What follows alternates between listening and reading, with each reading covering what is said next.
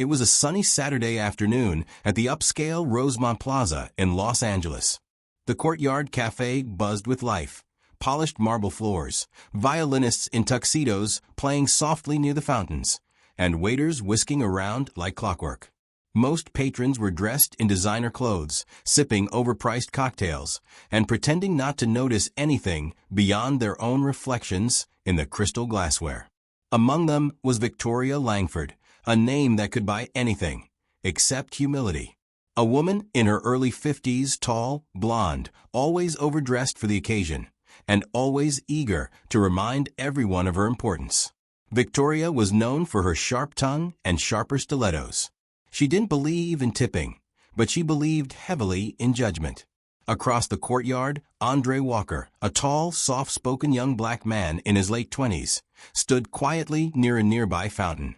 He wore a faded hoodie, headphones draped around his neck, and had a stack of folded flyers tucked under his arm for the open mic night happening at a small downtown cafe.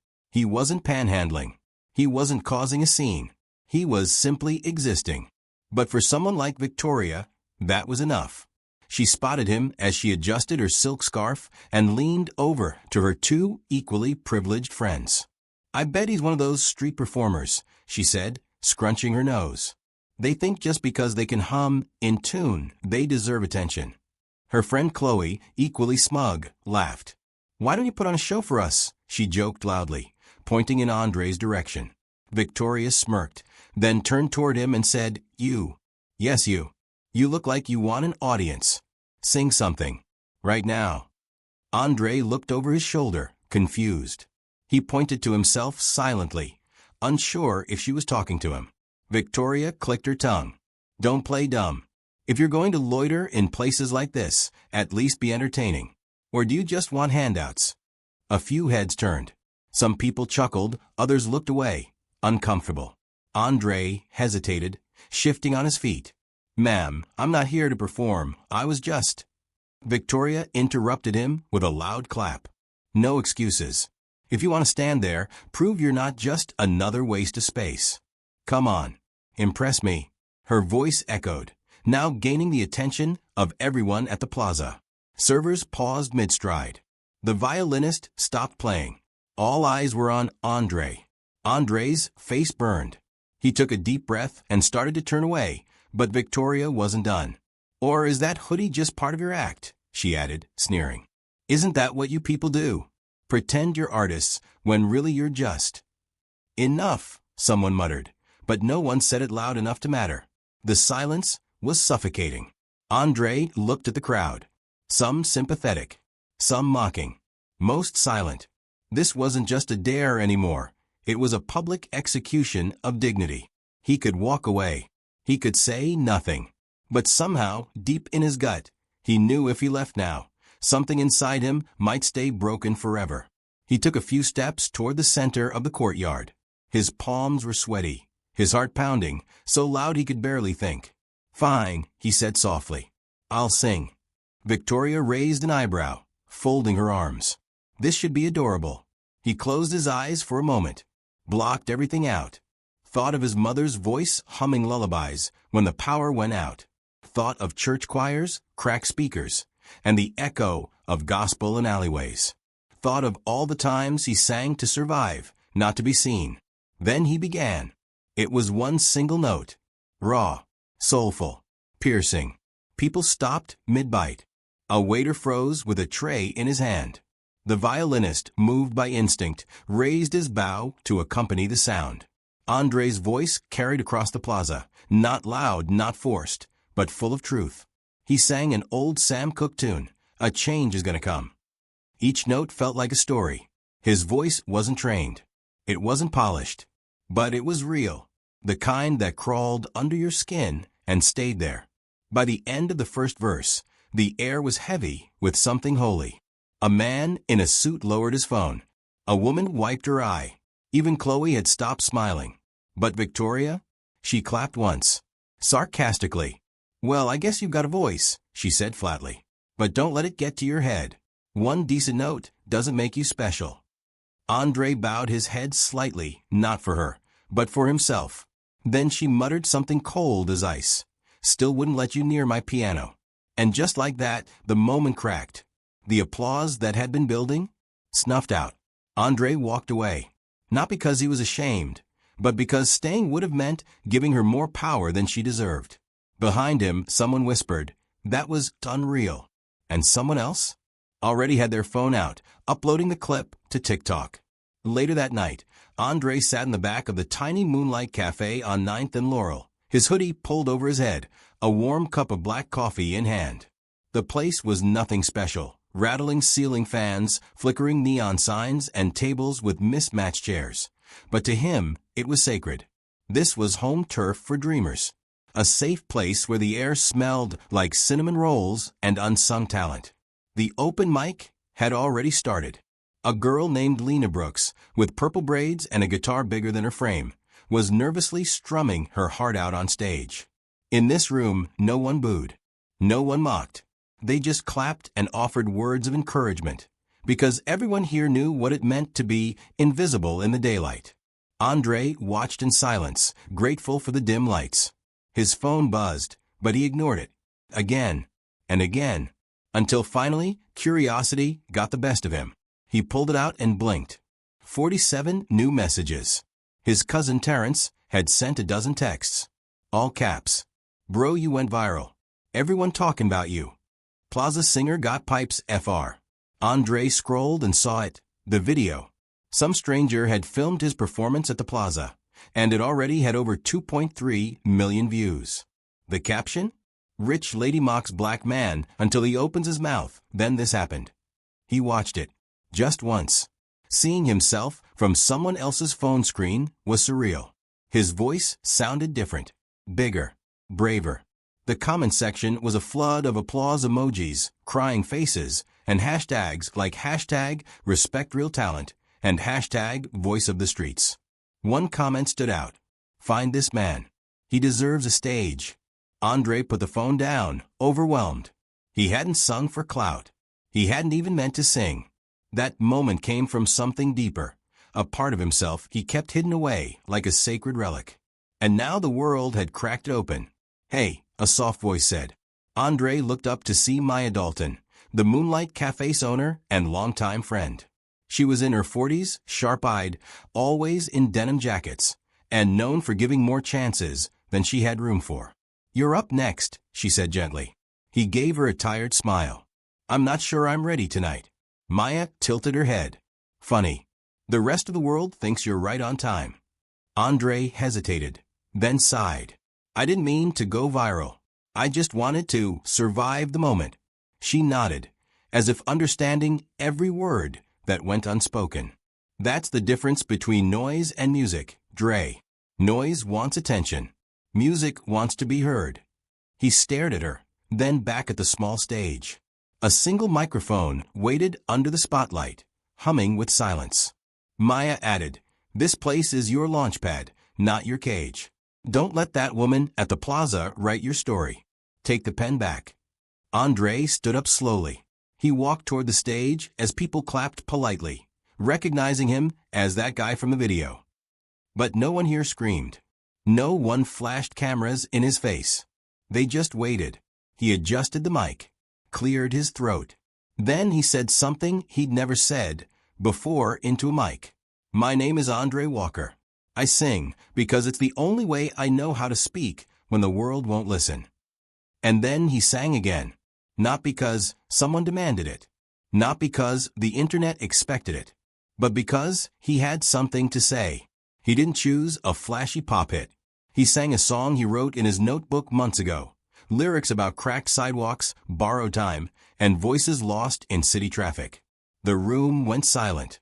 Even the espresso machine held its breath. By the time he finished, no one moved. Then someone clapped. Then another. Then the whole cafe stood to their feet. This applause didn't sting. It healed. Maya, watching from behind the counter, whispered to herself, "He's not just a voice. He's a reminder." By sunrise, Andre's inbox was bursting at the seams. Emails, DMs, interview requests from bloggers, YouTubers, indie radio stations, even one from a morning show producer in New York.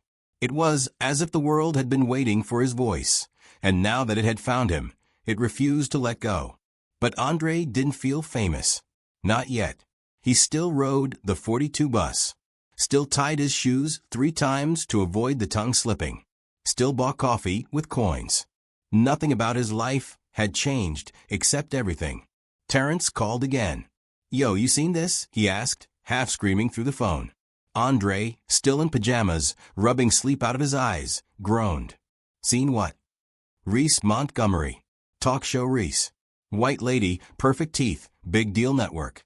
She mentioned you on live TV." Andre blinked. "You're messing with me. I swear on Grandma's Sunday mac and cheese. Look it up." He did. And there she was, Reese Montgomery, in a pastel blazer, saying, "A raw talent was discovered in our very own streets. A young man named Andre Walker reminded us all what soul sounds like. If anyone has his contact info, our team would love to talk to him." Andre's stomach twisted. He wasn't sure if it was excitement or nausea. The next knock at his door wasn't from a neighbor or bill collector. It was Elijah Trent, a 30-something A&R scout for Midtown Records, one of the biggest indie soul labels in Los Angeles. Dressed in all black and speaking with a calm, calculated smoothness, Elijah had that look, the kind of guy who signed people on Thursday and made them a household name by Sunday. "I heard you sing," Elijah said simply, standing in the hallway with his tablet.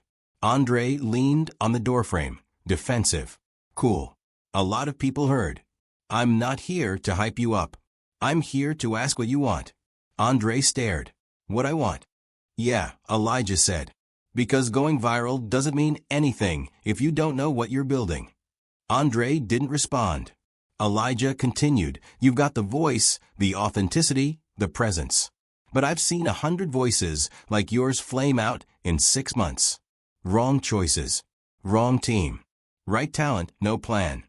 Andre scratched the back of his neck. "I've never even been in a studio." "That's fine," Elijah said.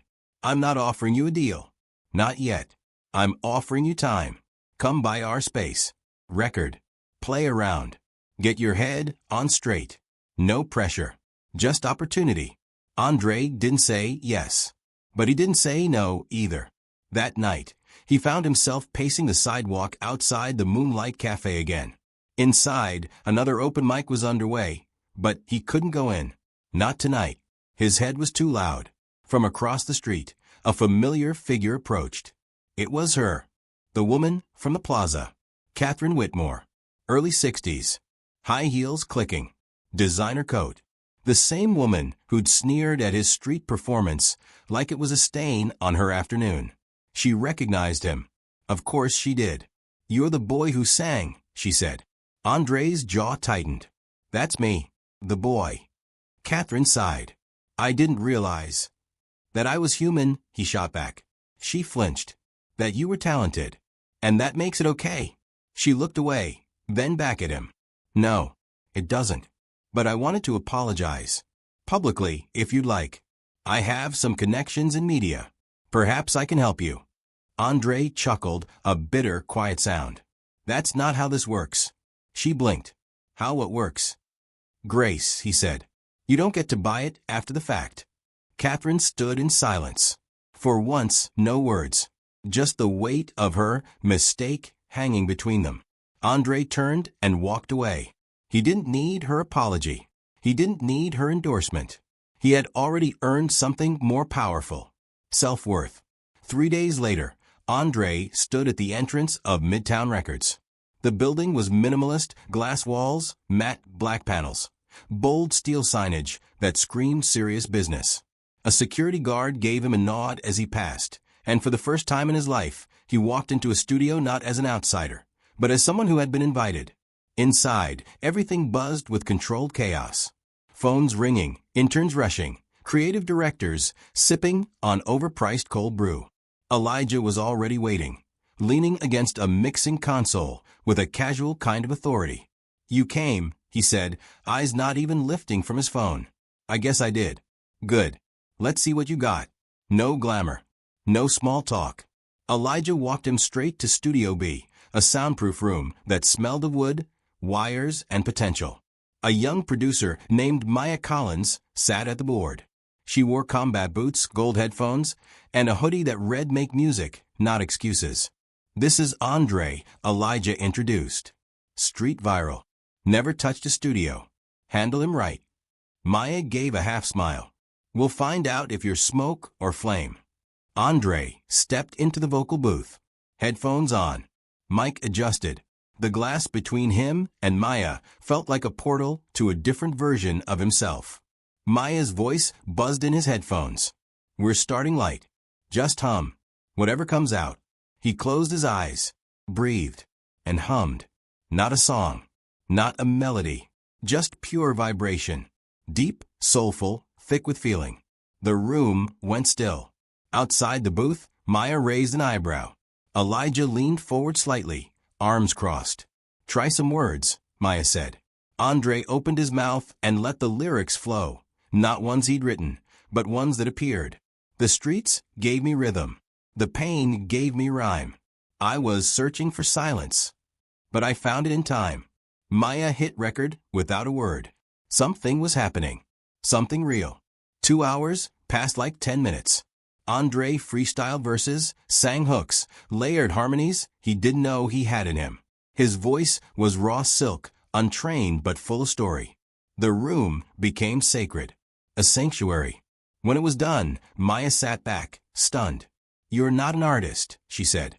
"You're a damn channel." Elijah nodded slowly. "Let's talk next steps." But Andre wasn't ready to sign anything. He asked instead, "Can I just come back? Learn. Keep doing this."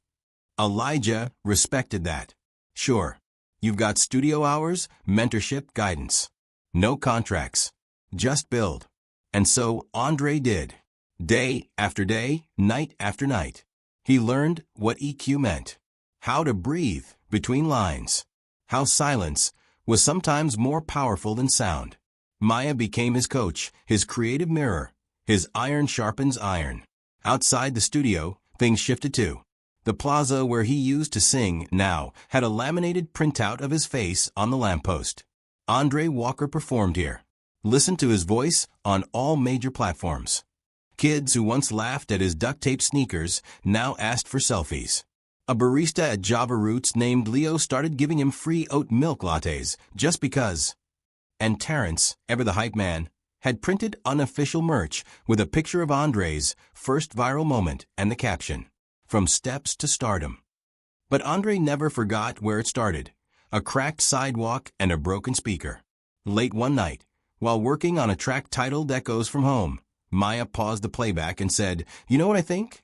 I think the reason people care is because you're not trying to impress them. You're just trying to heal." Andre leaned back in his chair, exhausted but whole. "Funny thing is, I didn't know I was bleeding until I heard myself sing." Maya smiled softly. "Yeah, music'll do that." And for the first time in years, Andre didn't feel like he was chasing a dream. He was living it. The buzz wasn't slowing down, it was building. Within 3 months, Andre's name wasn't just floating around Midtown Records. It was everywhere. Spotify playlists, TikTok duets, even a feature in Rolling Wave magazine titled, "The Voice from the Sidewalk, Why Andre Walker Might Be the Future of Soul."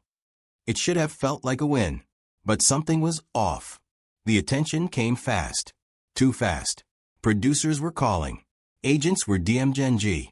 Managers were popping up in green rooms like ghosts with business cards. And with all that came expectations, tight ones. Elijah wants a pop single. Maya says your sound needs polish.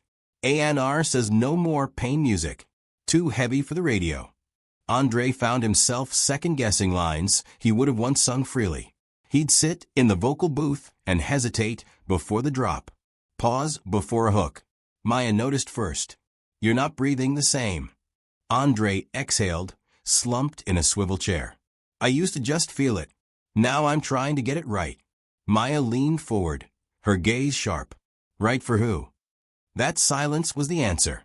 For the first time, Andre questioned if the dream had quietly turned into a cage.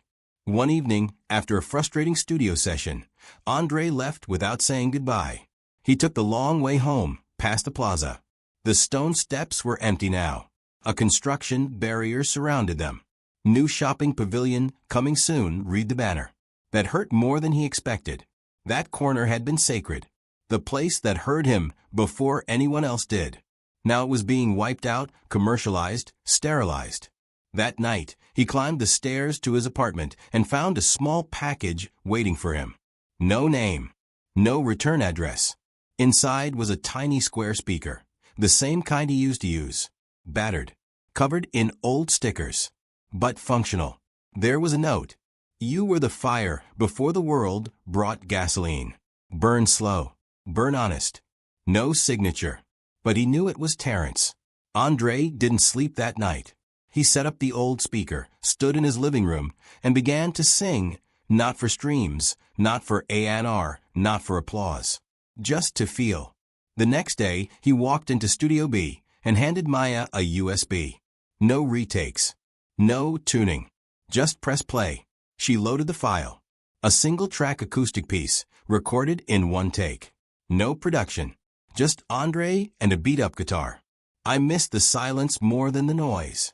I missed the echo that heard my voice. This fame is loud, this stage is bright. But I found peace in the broken night.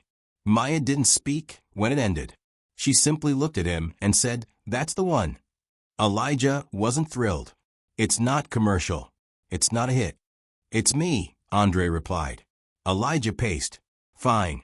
We'll call it a personal release." A soft drop. No promo. "Perfect," Andre said. The song was titled Echo in the Dark. It dropped quietly, just as Andre wanted. No interviews. No ads. Just a link on his Instagram captioned, "If you know, you know." It hit 1 million streams in 72 hours. The comments section flooded. "This feels like my own memories singing back to me." He's not just singing. He's praying with a melody. "This saved me tonight."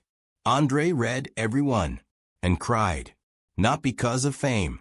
Not because of numbers. But because he had finally returned to himself. Fame doesn't test you when you rise. It waits until you settle.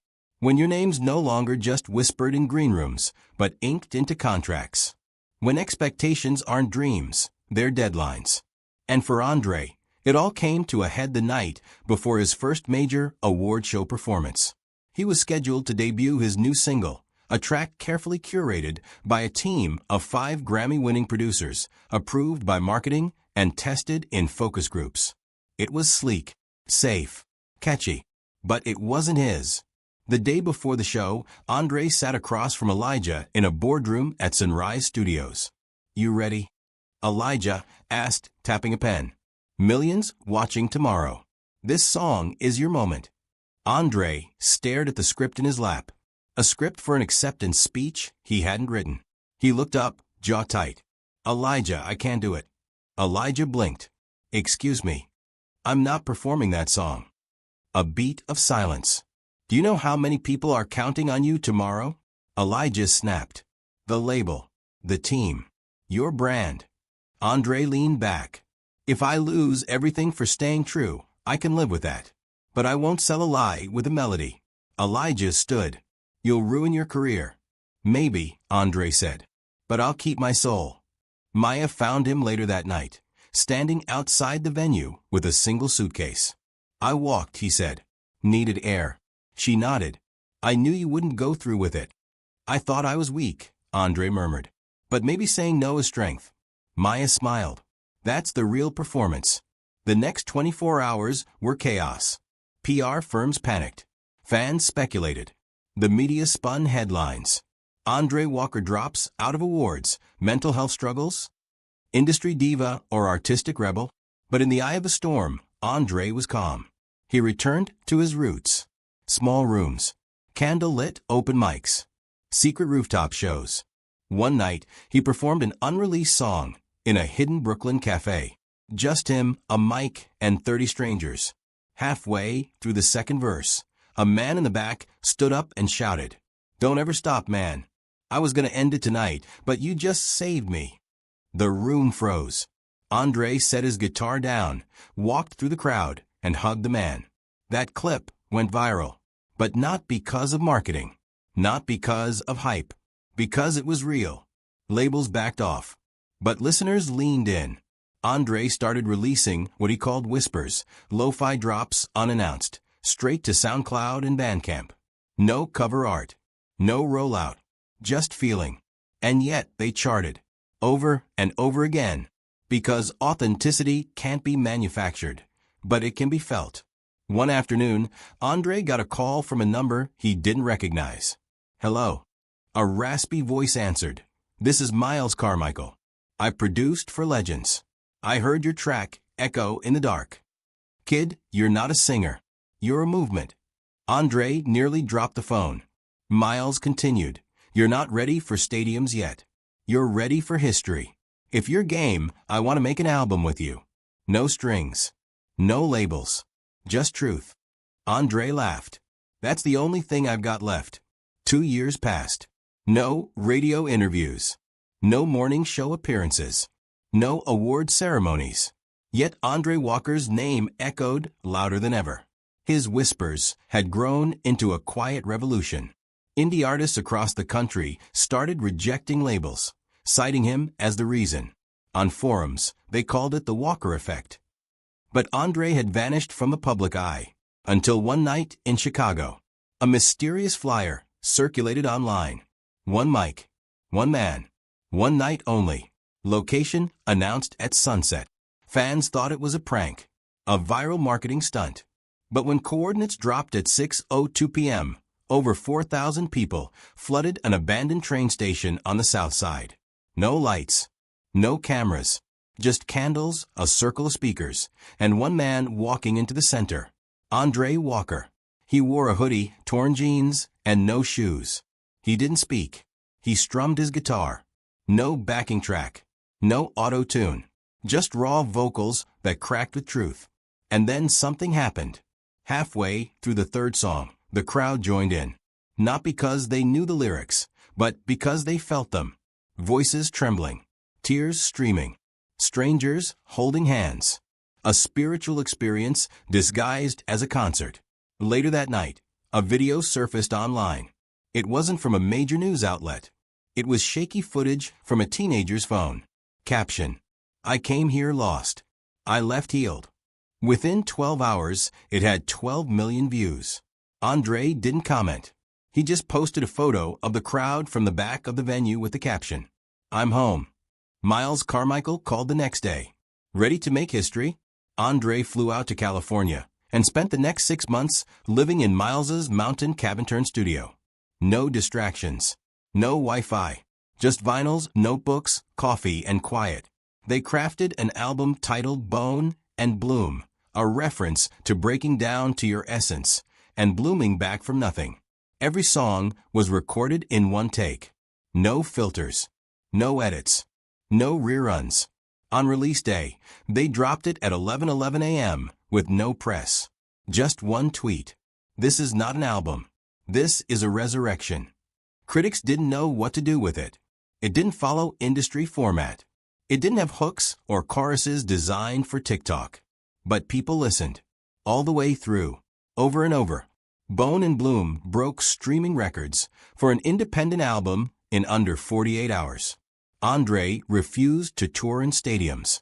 Instead, he created the Echo Tour, an underground series of intimate performances in forgotten locations.